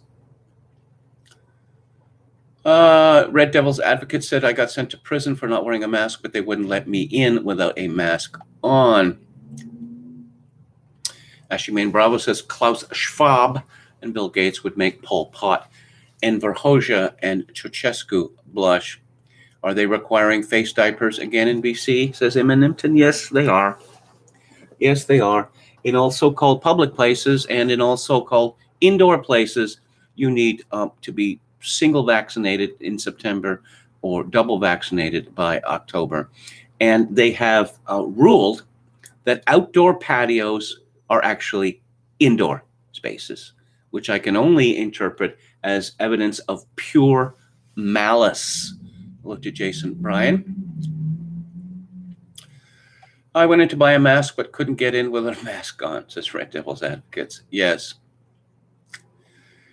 One-Eyed Moon said, Norm's 12-minute joke contained a spectacular monologue about watching news about a woman named Janice. Best practice for digging. Okay, I'm not going to repeat that. Yeah, I saw one of his last routines, and it was obviously last year, and he was talking about COVID, and he said, yeah, I'm not allowed to touch my face. Do you remember that? When they told us that it was highly dangerous for people to touch their faces. And my response was, what am I supposed to do with my hands? Because if it's really that highly dangerous, then everyone's going to get it. In the same way that they lied to us and told us that the virus could live on surfaces for up to 9 days. And afterwards, they sheepishly said, no, it's actually a respiratory disease, you know. But good for the company that makes Lysol, you know. Very good for them. I think that Arthur Conan Doyle believed in fairies, says Oscar Toe. I believe he did too. He was a spiritualist. I'm going to be talking about Bill Gates and Jeffrey Epstein a little later. And so let's see if there is anything new at Alex Berenson's Substack. Well, actually, I know that there is. He announces that his book, Pandemia, is done and will be out November the 30th. A full post on Australia's descent into insanity coming soon. And to whet your pandemia appetite, this is the beginning of the book, which I will read, or at least some of it. At the beginning, the very beginning, the hide in the basement, stock up on bottled water, shut down the world, the plague is here, panic made sense. Maybe. But within a few weeks, even as the United States and Europe had just begun lockdowns, anyone paying attention could see the cure was worse than the disease. In our desperation to control COVID-19, we had done more damage to ourselves and the world than the virus ever could. By then, though, it was already too late. This is the true story of how media hysteria, political partisanship, over-reliance on unproven technology, and scientific illiteracy brought the United States and the world to the brink of breakdown. The true story of how we trashed civil liberties we had treasured for generations, how we denied school to our children and destroyed small businesses. The true story of how we locked down and hid our faces from one another on the thinnest possible evidence, of how a public health emergency became big business overnight as governments spent trillions. Oh, and he has a chapter on the Star of New York. That would be the latterly disgraced Andrew Cuomo. I quite like this. At age 62, Cuomo had a deeply lined face, a full head of hair, and a well-earned reputation as controlling and manipulative. In 2015, The New Yorker had opined, "It's sometimes said of certain politicians that they love humanity but hate people. Andrew Cuomo does not appear especially fond of either." No, he does not. Let's go to Lockdown Skeptics, or Daily Skeptic, as it is now known. Why did Boris go along with Joe Biden's mask play acting? Writing in Mail Online, Dan Wooten muses at the fact that at a time when both their countries are reaching peak jabbed status, the so-called leader of the free world, Joe Biden, and Boris Johnson sat apart and fully muzzled. Chris Whitty warns MPs it is inevitable unvaccinated children will catch COVID. In further messaging that is likely aimed at increasing vaccine take-up rates among young healthy children, the chief medical officer says transmission in England is highest among 12 to 15-year-olds. Yes. Are they stacking up their bodies like cordwood? No, they're not. But apparently that doesn't make any difference. NHS general practitioner Dr. Renee Honderkamp explains why children should not be vaccinated. It's even better if they catch it. The immunity from having caught COVID is better than the immunity you get from a vaccine. 50% have already had it. Vaccines failing against serious disease, data from Israel suggests. Yes, we have known this. Israel remains the gold standard when it comes to macro data for vaccine efficiency. As many know, it started its vaccine program early and its rollout was remarkably quick. Over 60% of the population is fully vaccinated, while rates of vaccination in vulnerable groups are upwards of 90%. It is no secret that despite these numbers, Israel is experiencing another wave of the virus. We have all come to accept that the vaccines have little impact on infection. This, even though we were once told it was 95% effective against infection. But no matter. Be sure to throw that down the memory hole. The latest mandatory science opinion is that vaccine prevents cases from evolving into severe cases that require hospitalizations and eventually death. Given the data in Israel, we can now test this hypothesis. And the numbers are not good. COVID vaccine consent form for children falsely claims jab will bring more freedom. Health officials have been forced, this is English health officials, have been forced to change the COVID vaccine consent form being given to children because it wrongly tells them that getting jabbed will free them from having to wear face masks and to follow social distancing, despite these rules being the same for all people regardless of vaccination status. The UK Health Security Agency euphemistically referred to this untruth as a, quote, small typo, unquote. was talking about this with a friend yesterday, that when I first started hearing this phrase, that we need to protect the vaccinated, and there's a level of Orwellian doublespeak there that is breathtaking. But no, wait, isn't the vaccine supposed to protect the vaccinated? If they're vaccinated and the vaccine is efficacious, then why would they be afraid of people who are not vaccinated? A Chinese Communist Party defector claims that the Chinese government deliberately spread COVID at an international military tournament in Wuhan 2 months before the World Health Organization was notified about the first case of the virus. He said that some athletes at the event came down with COVID-like symptoms, but that those he approached with his concerns, including figures in the Trump administration, seemed uninterested. Women are consistently more pro-lockdown, the study finds. And here's a picture of that sad Muslim woman, Jacinda Ardern. Yeah, I don't really think that's much of a surprise, is it? But Noel Carl concludes, interestingly, the two Western states at the extreme ends of the containment spectrum, New Zealand, the most restrictive, and South Dakota, the least, are both led by women. This illustrates that moderate gender differences in attitudes only go so far in explaining actual differences in policy. And, okay, so I think, well, let's see, again from the American Mind, Stakeholder Globalism, from Mike Jones. At the end of the 20th century, the triumph of capitalist democracy convinced many that the field of human achievement had been cleared of adversaries. In the ensuing decades, Westerners were shocked to discover that field had filled with technological challengers. As Cambridge historian David Runciman notes in How Democracy Ends, the information technology revolution has completely altered the terms on which democracy must operate. Capitalism is becoming less democratic and democracy less capitalist. Surveillance cameras are embedded in more places. Cell phones track our movements. Programs log our keystrokes. The resulting information is fed into databases and assembled into profiles of unprecedented depth and fungibility. The decline in personal privacy might be worthwhile if it were matched by comparable levels of democratic choice and transparency. For the most part, it is not.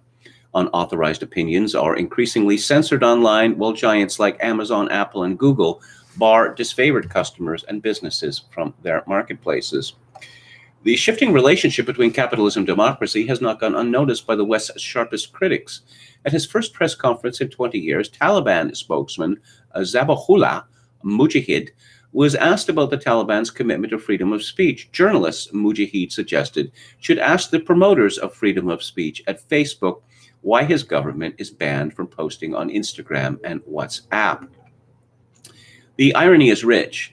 In the heady millenarian days at the end of history, Silicon Valley imbued big tech with the wide-eyed spirit of the idealistic counterculture. Today, however, these former cultural nonconformists have become global gatekeepers. Twitter's decision to suspend President Trump after the unrest at the Capitol opened the floodgates for tech companies and other services to ban political dissidents from their platforms. Big tech is at home in a globalized schema. Like most billionaires, Mark Zuckerberg regards the concept of nationalism with open hostility. Quote, "The struggle of our time pits the forces of freedom, openness, and global community against the forces of authoritarianism, isolation, and nationalism, forces for the flow of information, trade, and immigration against those who would slow them down," unquote. Those who would seek a grand conspiracy theory to explain this phenomenon will be disappointed. What we are dealing with here are often marginal reforms, a trickle rather than a flood. From Western Europe to sub-Saharan Africa, policymakers are moving many policy fields upwards to the international or supranational arena and downwards to NGOs and private companies. This has been accompanied by a modest measure of structural change, which has allowed powerful bureaucracies in the UN more control over human affairs. Globalism is best conceptualized less as a fantastic conspiracy so much as an emergent phenomenon among elites with overlapping interests, the goal of which is to de-territorialize politics. Members of the professional and managerial elite, journalists, economists, humanitarian aid workers, technologists, have adopted a very different attitude to borders than sectors of society who are bounded to their company's territory. As Zygmunt Bauman observed in the 2000s, territorial allegiances have become a class-specific property. It would be difficult to exaggerate the significance of this change. For many hundreds of years, nationalism was the bedrock of international relations. Foreigners were routinely considered to be outsiders and could not be full members of the moral community. Over the past couple of decades, however, we've seen a dramatic reversal of this rule. Pre-political ties are expanding to include larger groups, nations, families of nations, and perhaps even all humans. As a result, elite positions on global issues actually tend to be highly incoherent, and the need to consult stakeholders often leads to more liberal policy outcomes. Globalism belongs to a species of liberal thinking that deplores barriers to trade and disapproves strongly of borders. Openness, inclusion, diversity. The globalist is, in his own eyes, a defender of enlightened universalism against the exigencies of geography. The key articulators of this movement now include not only Silicon Valley, but also the military-industrial complex, NGOs, and non-institutionalized protest groups whose global operations are facilitated by smartphones. At the lower end of the labor market, foreign workers are increasingly used to fill jobs that are considered too degrading for the native population to undertake. Whether that is a good or bad thing is a matter for some debate, but it's beyond question that the wealthy now prefer employing cheap labor from abroad. Today, as David Edgerton argues in The Rise and Fall of the British Nation, a new anti-egalitarian snobism is permissible and a certain reactionary chic possible.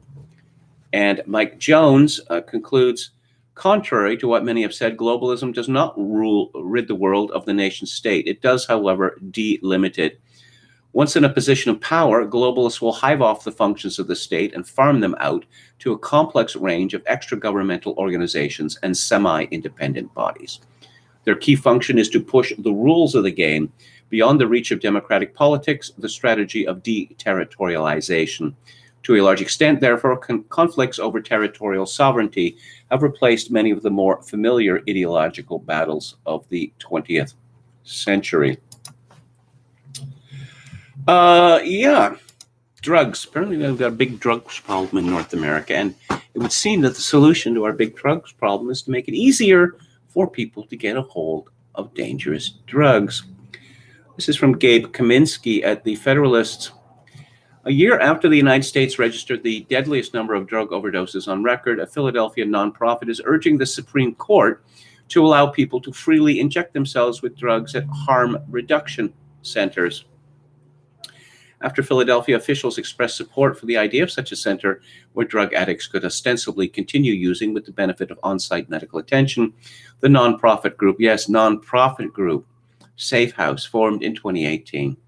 But in February 2019, U.S. Attorney for the Eastern District of Pennsylvania, William McSwain, filed a lawsuit asking federal judges to rule that supervised consumption sites like the one Safe House was planning were illegal per the Crack House statute of the Controlled Substances Act, which criminalized running a facility for drug use. I reviewed Theodore Dalrymple's book, Romancing Opiates, and he pointed out some years ago that it's big business. Just follow the money. There's an enormous amount of money involved in harm reduction. The fact is that it doesn't reduce harm, but plenty of people are being well paid nonetheless. And these are the right kind of people. And I think that's the only thing that matters, is it? Anarcho-tyranny in England. The usual suspects, 4 vicars, are among same mob of shameless eco-anarchists blocking the M25 motorway day after day as Priti Patel vows to jail hellraisers and end chaos for good. Extinction Rebellion. Yeah, sure, I've heard of them. Who are these guys? Who are these guys? Insulate Britain. And I thought, what is it? Are they demanding that weather vanes be placed on the roofs of every structure in Britain? No. According to Wikipedia, Insulate Britain is an environmental activist group whose aim is to force the British government to fully fund the insulation of all social housing by 2025. The group is linked to the global environmental movement, Extinction Rebellion. But why would insulation be needed when we were told that apparently the Earth is soon going to be boiling? It's going to be as hot as Venus. Seems to be a low priority. And infrastructure is about to collapse in England out of gross stupidity. This is from James Tapsfield and Martin Robinson and Roy Tingle for the Mail. 9 energy firms fall. Green and Avro become latest power companies to go bust amid fears Igloo could be next, as businesses supplying 6 million UK homes face collapse due to soaring gas prices. As many as 1 in 4 UK households are supplied by companies whose wholesale supplies are not hedged. The crisis is expected to hit millions of Britons after wholesale energy prices went from a record low last May. Up to 700,000 customers at 5 energy companies to have folded in the past month, likely to see bills rise. Those £850 a year could now face a hike to £1,277 a year from October 1st and may be paying £1,500 by next April. Experts predict that the number of UK energy companies could fall from 49 to 10 within the next 12 months. And so what does Boris Johnson decide to do? Well, let's destroy the coal industry in Britain. Yes, that has been his solution. And windmills. Gotta move to windmills, despite the fact that they're no good.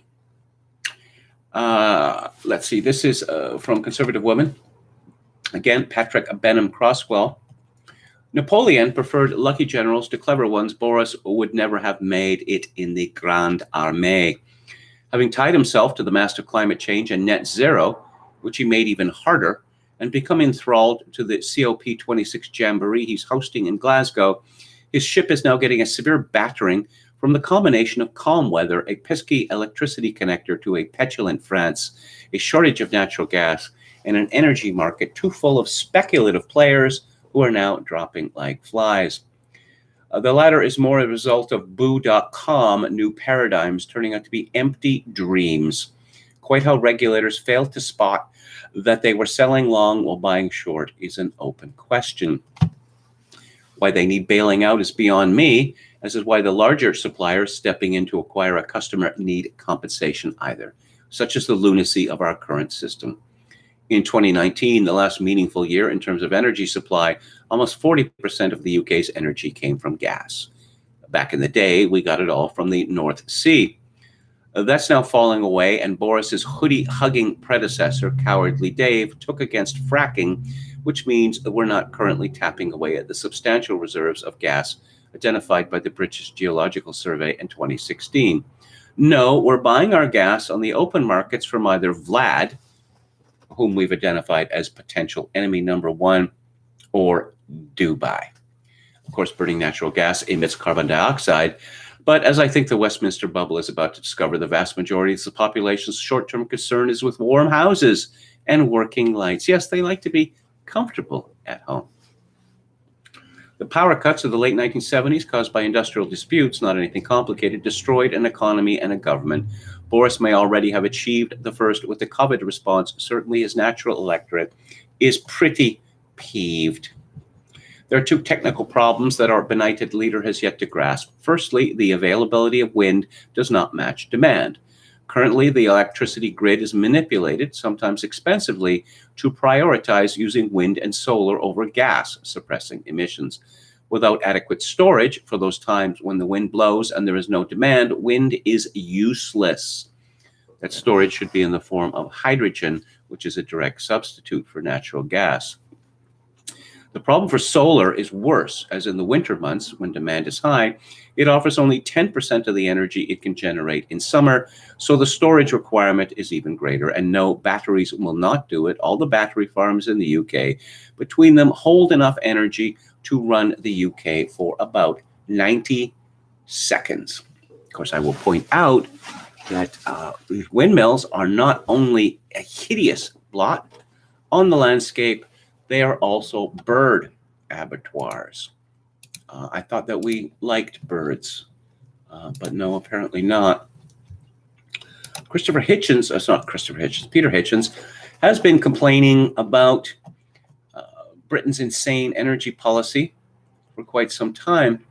And going back to that 110-foot concrete staircase in this monstrous architect's building that had no handrail, Peter Hitchens wrote on 18th of September, how very sad that people traveling on the London Underground are tumbling down escalators in greater numbers because they are afraid to grasp the handrail. They fear that they will become infected, fall ill, and perhaps die, but instead they fall and are injured or even killed. As far as I know, the evidence that anyone will catch COVID by touching the escalator rail on the London Underground is scanty, to put it mildly. But the evidence that it is safer to hold the rail and that serious injury can follow a fall if you don't is strong. This grim piece of news perfectly sums up the problem with making people so frightened that they stop thinking. It is a metaphor for our current national madness. By trying to attain total safety, we in fact expose ourselves to greater risks. And, oh yes, the behavior of the police towards green protesters on the M25 tells us a great deal about the revolution which has overtaken this country. Hitchens writes, long ago, the difference between law-governed Britain and centralized France was explained to me. If a group of protesters sat down on the road in Dover, the local police would arrest them for obstruction and move them. If a similar group did the same thing in Calais, the gendarmes would first check what their political aim was, then contact Paris for instructions. If they were the right sort of protester, they would be left alone. If they were the wrong sort, they would be attacked with clubs and kicks and chucked into the cells. So I want to find the bit here where he talks about coal plant. It's just remarkable. The coal, burning coal, it creates the energy that we need. No, but it's wicked. Why? We have scrubbers for this sort of thing now. So why are we getting rid of it? To make ourselves feel better? It makes no sense. I mean, the cost of energy in my own province of British Columbia has just gone through the roof, and there's no end. There's no indication that these increases will ever end. Actually, last Monday, a warm September day, Britain's power grid asked one of our few remaining coal-fired power stations, West Burton A in Lincolnshire, to fire up and provide electricity. There wasn't enough wind, and gas has become incredibly expensive. A year from now, West Burton A will be shut. Soon afterwards, like so many other coal stations, it will be demolished in an act of dogmatic self-harm. So what will happen after that if we run into trouble? Meanwhile, China builds new coal-fired power stations all the time. So what good does this do? And oh, do you like eating beef? I know I do, but apparently we're not going to be allowed to do that in the future either. This is Janet Levy at the American Thinker. You are not going to eat beef in the future. I 100% guarantee it. Political commentator and rancher Glenn Beck stresses each of those words at the beginning of his recent video. He explains that in the not-too-distant future, public land will not be used for cattle grazing, resulting in government-imposed meat shortages. Beck worries that our food supply will be crippled by the globalists, and Americans will no longer have control over what they eat, how it is processed, and what it costs. Globalist advocates of the New World Order are promoting so-called sustainability programs that will raise beef prices so high that only the super rich will be able to afford it. This is designed to be achieved by outlawing grazing on public land, allowing an oligopoly of meat packers to squeeze ranchers out of business, and popularizing plant-based meat. It's the big meat packers who will make this fake meat, so their profits will continue to skyrocket, sustained under the cover of climate virtue. Veganism is being advanced as the most ethical way to sustain the planet and to promote human health and animal welfare. But along with that, ranchers and small and medium-scale beef packers are being marginalized. The very consumption of meat is being damned. Deploying outright lies, a misguided agenda threatens individual liberty and our freedom to farm, own livestock, control our land, and choose our diet. The socialist roster of lies about meat eating must be countered. One of the biggest lies is that veganism protects the environment. But according to Dr. Frank Mitloehner, professor and air quality extension specialist at the University of California, Davis, if the entire population of the U.S. became vegan for a year, emissions would be reduced by a mere 2.6%. He also says advocates of the Green New Deal have been dishonest about the water input assigned to beef. Cattle mostly ingest green water or rainwater. What's more, they soon release much of that back to earth by urination, which cannot be said of trees. Another big lie is that beef production causes substantial waste of crops that could be consumed by humans. But it's not as if beef cattle are mostly fed grain that humans may consume. In fact, 84% of livestock feed is inedible to humans: corn husk, oat straw, almond hulls, soybean skins, and other industrial waste. In a sense, livestock convert what we cannot eat into what we can, namely dairy products and beef, both sources of high-quality protein. 48% of our protein and only 24% of our calorie intake comes from animal sources. American practices add to that nature-driven energy efficiency. With just 6% of the world's herd, we supply 18% of the world's beef. Again, pure malice from the globalists. The New York Post editorial board writes, the Hunter Biden laptop is confirmed. Color us shocked. In his new book, The Bidens Inside the First Family's 50-Year Rise to Power, political reporter Ben Schreckinger says the evidence points to Hunter Biden's laptop being legit. While we appreciate the support, the truth is that the Post reports have always been true, and it's only because the media wants to protect Joe Biden that they keep referring to the laptop as unsubstantiated. Schreckinger notes that a person who had independent access to Hunter Biden's emails confirms two of the emails the Post published, including one about a potential deal with China with the line 10 held by H for the big guy. That is Joe Biden.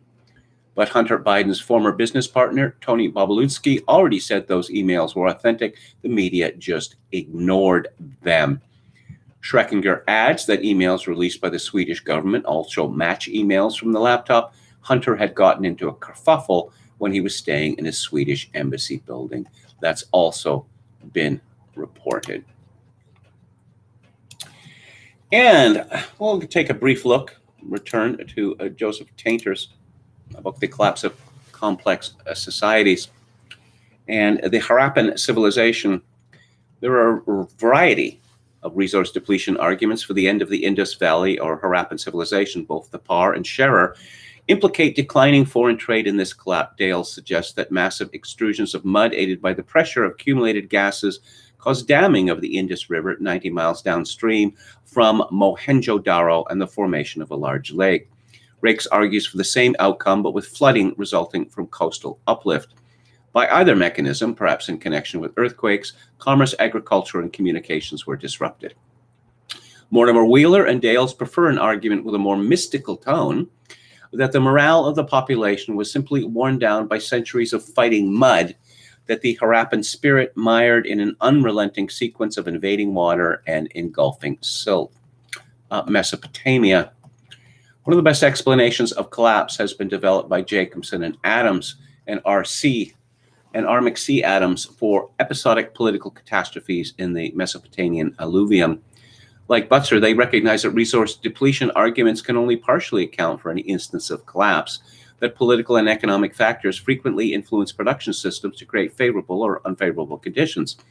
In this area, agricultural intensification and excessive irrigation lead to short-term above-normal harvests with increasing prosperity, security, and stability. Within a few years, though, the rise of saline groundwater erodes or destroys agricultural productivity and thus stability. When powerful regimes, such as the Third Dynasty of Ur, the late Sasanians, and in the early Islamic period, pursued policies of maximizing resource production, complex irrigation systems were developed that were beyond local abilities to manage and repair. State control was required. When the political realm proved unstable, dangers of salinity increased and the possibility loomed for sudden, catastrophic fluctuations. In the Sasanian and Islamic periods, both population and the state's fiscal demands increased. More marginal land was cultivated regardless of declining returns. And for many, there was a catastrophic drop in living standards. Impressive accomplishments were built on an unstable political base and at the expense of increasing ecological fragility. Decline was inevitable and became precipitate in the late 9th century AD, while revenues dropped, the cost of agricultural management remained stable or increased. Harsh taxation alienated the support population, leading to revolts and destruction of irrigation facilities. With reduced government power, repair was impossible. The perimeter of government jurisdiction contracted to the area around Baghdad, and any chance for a solution to the agricultural problems was lost. The result was the devastation and abandonment of much of the region, as Adams has described so well in the quote that heads this work. And I'll have more from Tainter tomorrow. So who is Pamela Palmatier? According to Wikipedia, born 1970, she is a Micmac lawyer, professor, activist, and politician from Micmac, New Brunswick. A frequent media commentator, she appears for Aboriginal Peoples television networks InFocus, CTV, and CBC. She is an associate professor and the academic director of the Center for Indigenous Government at Ryerson University. In other words, she is a professional Indian. She is not pleased that Maxime Bernier's People's Party of Canada took 800,000 votes on Monday. She writes in Maclean's that the PPC got more than 800,000 votes should worry all of us. The election result is yet another sign that Canada is becoming fertile ground for far-right groups. What far-right groups would these be? When someone like Erin O'Toole is accused of being far-right, well, the words are meaningless. Are they not? Oh, these far-right groups have used the stress and uncertainty of the pandemic to gain support. Well, this is a self-inflicted wound. Let's smash the economy, destroy society, and when's that going to end? Is there any end in sight? So, yes, this woman is not happy at all with Bernier. Let's see, what kind of terrible people would vote for the PPC? The party has been able to rally the angry anti-maskers and those opposed to pandemic health measures under their far-right umbrella. That's a terrible metaphor. A closer look at some of those who joined the party, including those who were rejected by the Conservative Party or gained some degree of notoriety from racist rhetoric or opposed to pandemic health protections, and almost 1 million Canadians support them. Oh, dear. Although the rise of far-right populist rhetoric and groups is not unique to Canada, the federal government has been largely silent about the public safety risk it poses to Canadians, especially Black, Indigenous, and racialized people and women. And who racialized them? Be specific. Hate crimes have increased by 37% in the last year. It's a meaningless figure, absolutely meaningless. And the proliferation of online hate groups in Canada is of particular concern. According to recent international studies, Canadians are among the most active in online right-wing extremism, which includes spreading racist, white supremacist, and misogynistic views and plotting acts of violence. And how many acts of violence are there? Well, the United States has received the bulk of media attention for the rise in far-right ideology and violence in their country. The disturbing fact is that Canada produces more far-right online content per web user than any other country. Yeah, I'd like to see that metric. The violent inclinations and ability to wield social media to recruit and radicalize younger Canadians must be understood more broadly than the current lens of trying to address individual hate crimes. This is a group mentality. How about the radicalization of Indians in this country, where a great many of them, perhaps the majority, now believe that they own every single inch of this country? That sounds pretty radical to me.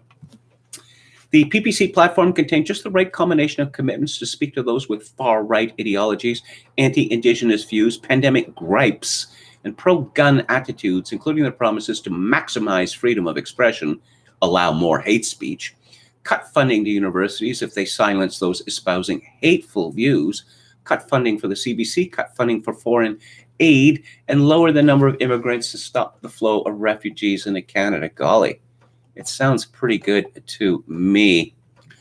But she has another piece in a different publication, which is just lies, all lies.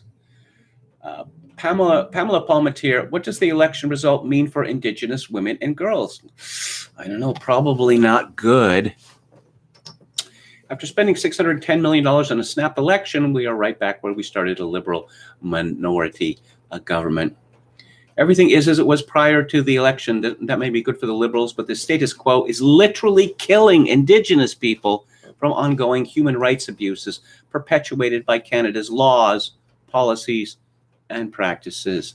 Do you know the Supreme Court of Canada ruled in the Gladue case that when an Indian is convicted of a crime, a report has to be produced, a Gladue report, where the court has to bend over backwards to find some excuse not to send this person to prison.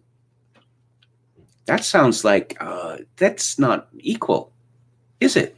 Maybe it's equitable, but not equal. Genocide. Just prior to the last election in 2019, the National Inquiry into Missing and Murdered Indigenous Women and Girls found Canada guilty of both historic and ongoing genocide of Indigenous peoples, one that specifically targets Indigenous women and girls. Yes, missing and murdered Indigenous women and girls. Well, people are not missing unless someone is looking for them.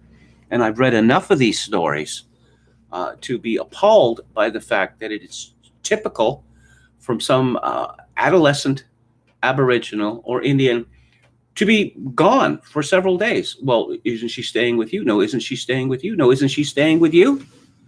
Just appalling. Just a low level of care. And if the number of Indians in Canada continues to increase strongly, both in absolute and in relative numbers, it's a joke. It's a sick joke to speak of genocide. Yeah. So if you go on to Twitter, you'll find that people are very, very, very upset about Maxime Bernier and the PPC. And as bad as Aaron O'Toole might be, he needs to stick around, says Matt Gurney, because otherwise, après Aaron, le déluge. And it's too funny, too funny about it. We can't have political opposition in Canada. That's not who we are.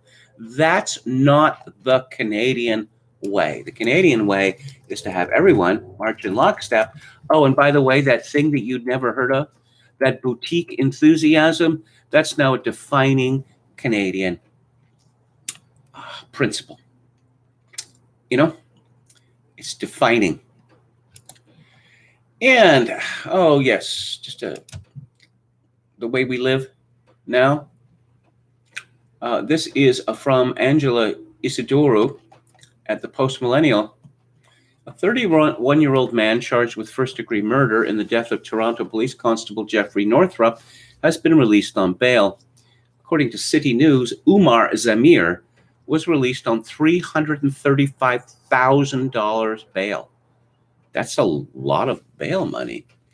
According to police, Zamir intentionally drove a vehicle into Constable Jeffrey Northrup on July the 2nd in the City Hall parking lot. As a result of being struck, Northrup was pronounced dead. Premier Doug Ford says the decision to release the 31-year-old on bail is beyond comprehension. Quote, "It's completely unacceptable that the person charged for this heinous crime is now on bail. Our justice system needs to get its act together and start putting victims and their families ahead of criminals." Unquote. Zamir is released under the conditions of being under house arrest, being banned from driving. He must also wear an electronic ankle bracelet and surrender his passport. Zamir's family is very pleased with the outcome of today's hearing. They welcome him home. I know it comes amidst a tragedy for Officer Northrup's family. And again, I express my condolences, Zamir's legal representative, Nader R. Hassan, said in a statement. The publication ban prevents me from discussing the evidence from the hearing or the reasons that led to the court to conclude that Zamir should get bail.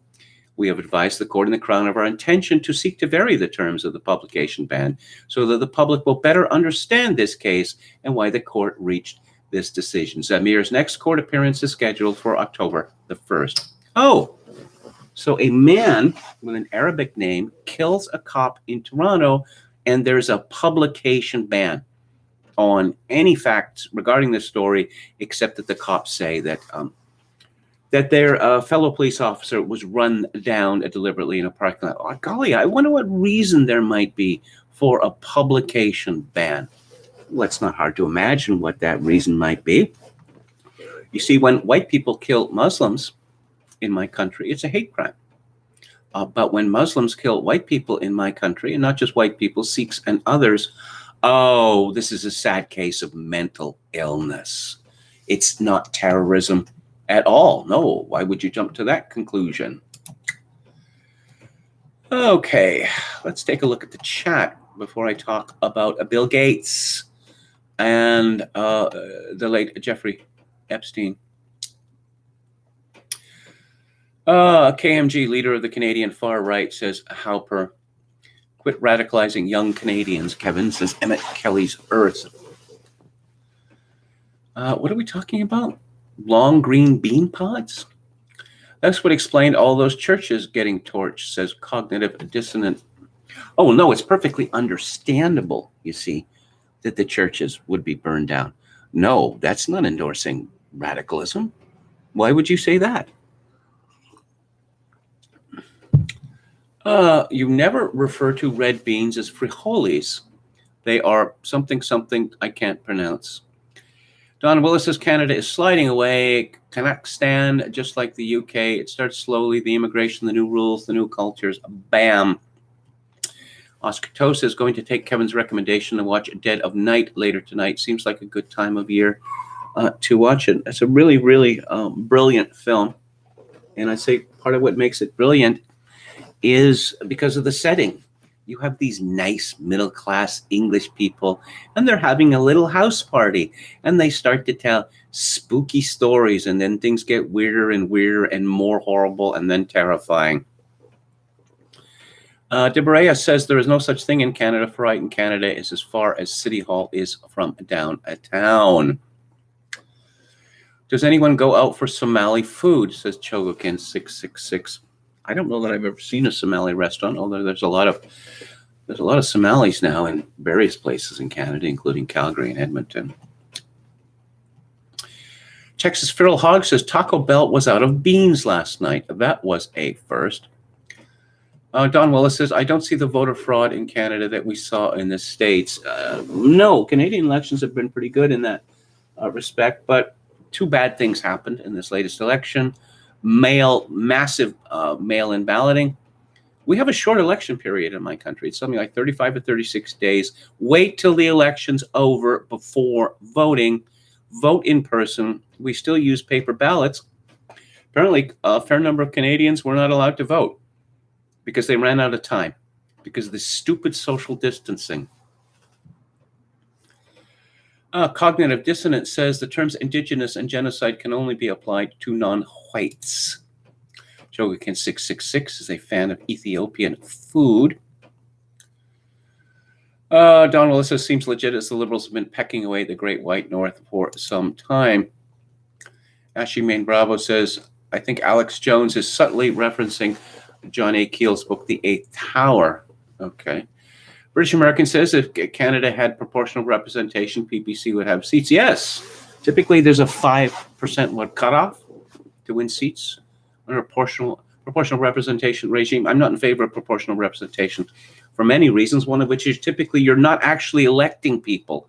You're electing a list, which gives party even more control over its politicians than we even have in Canada. And secondly, I look to the three I's. Ireland, Italy, and Israel. Those are all PR countries, and the corruption, political corruption in those countries is off the scale. It's the same people who always remain in power. in these countries. How long did Netanyahu run Israel for?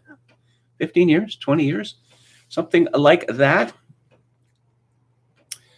The problem with proportional representation is favors major cities, says Metal Mike.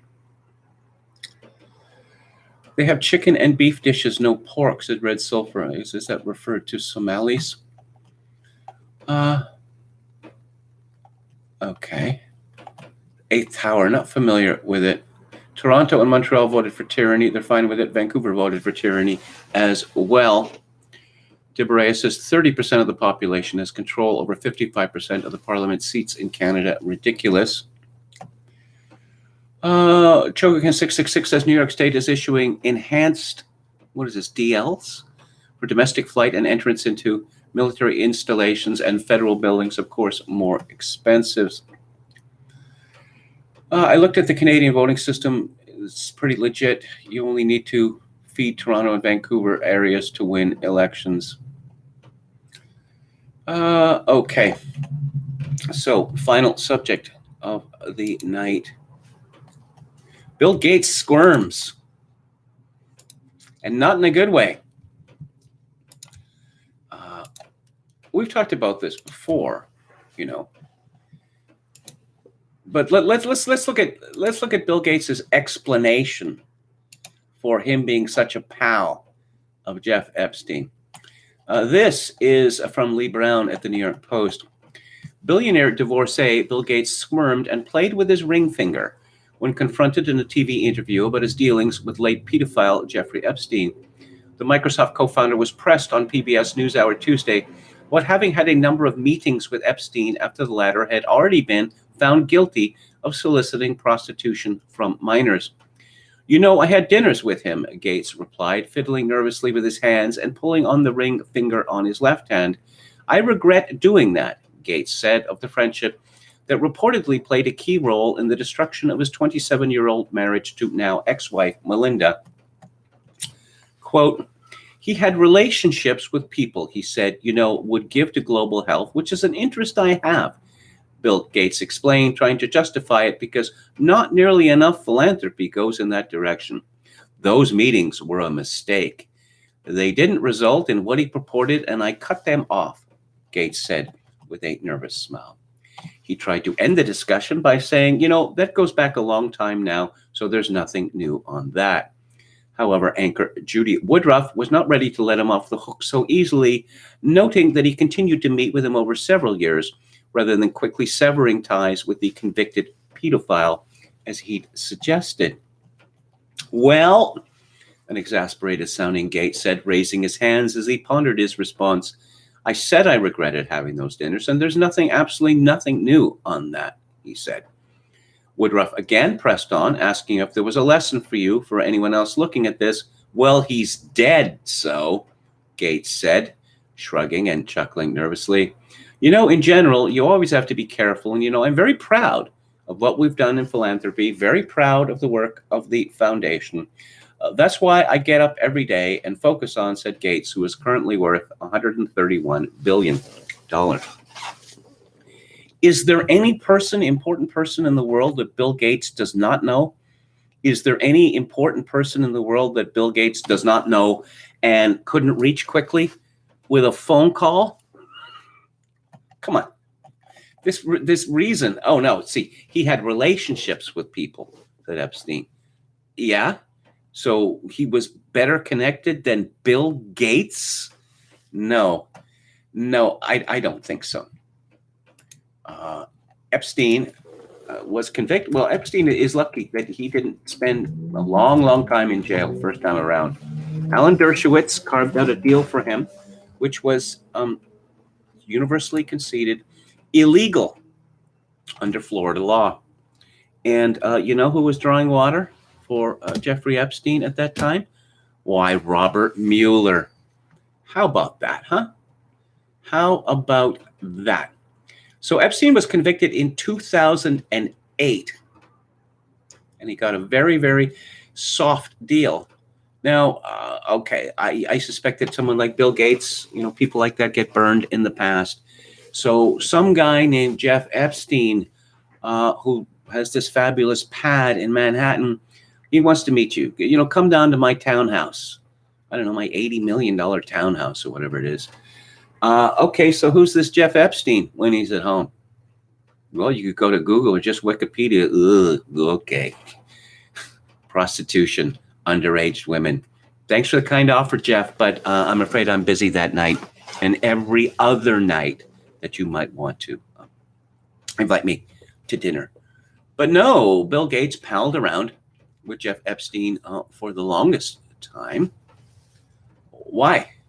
The only reason I can think of for someone like Bill Gates to pal around with Jeff Epstein is because he wanted access to young girls. Was Jeff Epstein such a fascinating, intelligent person? Was he? Really? I don't think so. I mean, he was pretty close with Prince Andrew, and Prince Andrew is a stupid man. So apparently one doesn't need to be smart in order to impress Jeff Epstein. I probably, just rich or a member of the British royal family. Oh, and finally, yes, we're going to be lectured about climate change by the funniest people in the world. This is from Paul Joseph Watson at Summit News. Late night TV elite to push cringe climate night of propaganda disguised as comedy.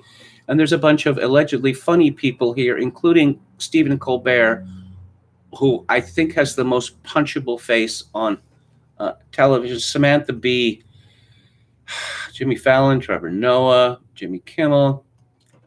After 4 years of the same anti-Trump jokes, viewers would be forgiven for thinking that America's late-night comedy hosts were all reading for the same script, reports RT. On Wednesday, they literally will be. 7 primetime hosts across multiple networks will focus their shows on climate change, blending jokes with liberal lecturing to tackle the world's hottest problem. You see what they did there? Hottest problem? Oh, Seth Meyers is going to be involved. James Corden is going to be involved, and Jimmy Fallon will all take part in Climate Night, devoting their shows to pushing hysterical fear-mongering about carbon dioxide plant food in the same week that Joe Biden vowed to double funding to fight climate change. Respondents to the announcement lashed out at its transparent elitist condescension. It's just the elite parroting assumptions that keep them elite, tweeted Greg Gutfeld, adding that when comedy is trumped by virtue signaling, it's no longer comedy. I say this with all due respect, of course. It is nearly impossible to imagine a group of individuals who are more insufferable in how unfunny they are. Wokeism is a form of mind cancer, said Professor Gad Saad. A bunch of celebs who fly private, own multiple large homes, and emit way more carbon than the average person are going to talk about their religion tonight on TV, commented Patrick Gleason. Don't miss the night of 1,000 claps cringe-a-thon, tweeted David Burge. As the late George Carlin, a real comedian, once observed, celebrities who laboriously virtue signal about saving the planet are hypocrites trying to work off their cocaine guilt by saving a forest somewhere. If there was a shred of doubt about these empty suits or just walking and talking glory holes to be used for amplifying state and corporate brainwashing, it can surely be forgotten. As if Kimmel, Colbert, Noah, and their ilk would do anything to adjust their own privileged, luxurious lifestyles, they will continue to fly private wherever possible and gorge themselves on fine dining while telling you that you're bad for taking a holiday and eating meat. I don't begrudge these people. They're flying private. I mean, I would if I could. The same way, if I could fly first class everywhere, not that I fly anywhere, of course I would fly first class. Again, people like to be comfortable, right? And you go on a regularly scheduled airliner flight now, and you are treated like a criminal. It's grim. It's grim. What's coming up on the show?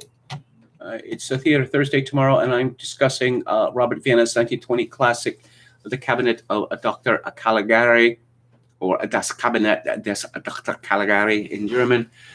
And on the book club, I'm going to be talking about Vasco da Gama, tiny little Portugal. That's immense importance in medieval history.